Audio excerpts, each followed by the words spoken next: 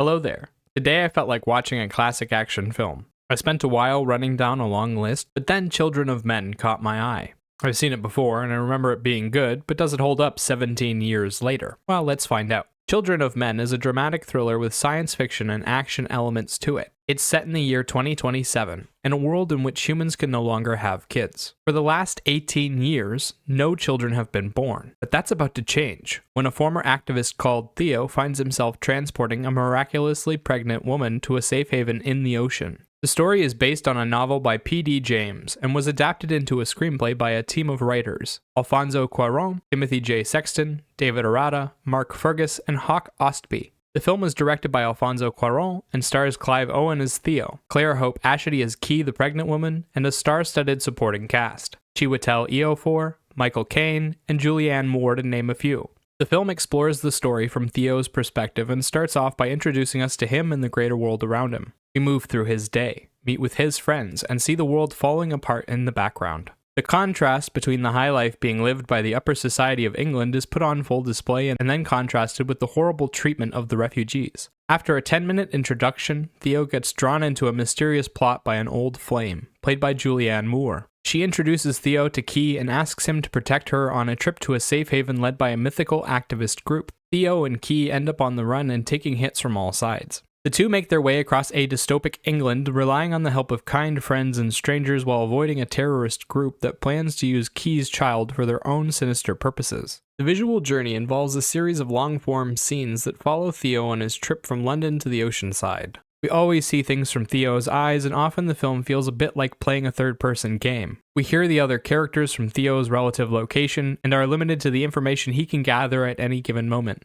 Theo and Key's journey is a hellish escape across a dystopic landscape. It's filled with big emotions, murder, betrayal, escape scenes, and stealth moments. There's even an all-out war at the end between the government forces and the resistance fighters. There isn't much music, but there is a big focus on ambient noise and hearing things through Theo's ears. The odd time they do use music, it's either sad-sounding rock and roll or classical music with a dour tone. They're both thrown in as a bit of flavoring, usually after the action or the odd time they use it to try and force an emotion. Okay, so, this film has a lot to love about it and very little to hate. Let's start with the positives and then we'll toss the negatives in at the end. The story sits in a place of balance. It tells you just enough to get you hooked into the action and invested in the characters, and then it also keeps everything mysterious enough that you're never quite sure what's going to happen. It explains everything you need to know by the end, and the story is an absolutely tragic tale with a ton of excitement throughout. It gives you characters and gets you to like them. Then it takes them on a harrowing journey in which you're constantly worried about them. There are people getting shot left and right, there are explosions, and the film's ability to build tension is like no other. Every time they go to do an action scene, they shoot it as a long one take. The tension keeps building up until everything boils over and the lid explodes off the pot. The cast brings out the best emotions of the story and plays them out for all to see. The general cast is filled with humans living in a dystopic landscape. The normal people of London are depressed sheep, clinging to any hope they can get. The refugees are oppressed and just trying to survive, and the rebels are fanatics taking things to extremes. Each of them is a product of their environment, and they do a great job of showing the massive differences between the two groups and the way they live, but also highlighting the similarities. There are also a bunch of standout performances, more than I can even fit into this review. I will focus on Clive Owen, Claire Hope Ashity, and Michael Caine. Clive Owen as Theo is a flawed hero who's given up on life. His past is filled with tragedy and now he spends his days gambling and drinking. When his ex-girlfriend shows up in an extreme way and starts asking him for favors, he plays along. Owen is called to play out some big emotions in small bursts while also putting on airs of an action hero. He threads the line perfectly and manages to be incredibly moving when his character opens up, but also reliable as an everyday hero. He isn't punching bad guys left and right, but he does know how to get around and he has good instincts.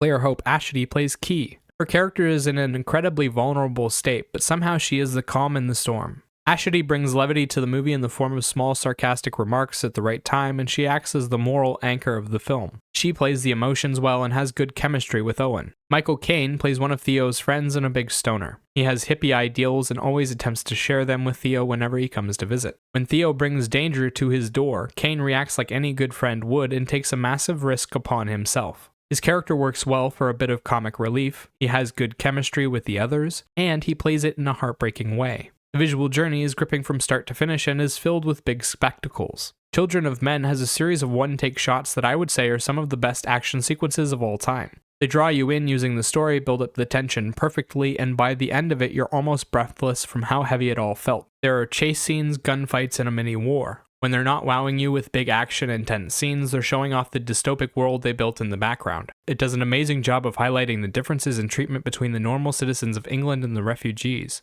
Sound-wise, they did a wonderful job at different points of bringing out the tragedy of the story and the tension. They used their music sparingly but to great effect. They'd have little tension tracks behind some of the later action sequences to help with the tension, and they'd use the sad music to bring out the pain of loss after a character's death. On the negative side of things, there isn't much to complain about, but I was annoyed by the shakiness of the journey and the lack of music overall. The camera shakes from start to finish. If they even used a tripod once while filming this, I would actually be amazed. I do understand that a lot of the shots are moving shots, but they could have easily mixed in some more stable work during the slow moments. The other big problem in my mind is the distinct lack of music in the film. There are long stretches where all we can hear is the ambient noise of the scene and the actors, and those moments end up feeling empty. Toward the end, they put a little bit more music in the film, and the effect it has is phenomenal. I don't know why they kept the first half so devoid of sound. Overall, I think Children of Men is one of the best action films of all time. It has a gripping story with impeccable actors and a great visual style. The action sequences are amazing all on their own, and the tension in this film is off the charts.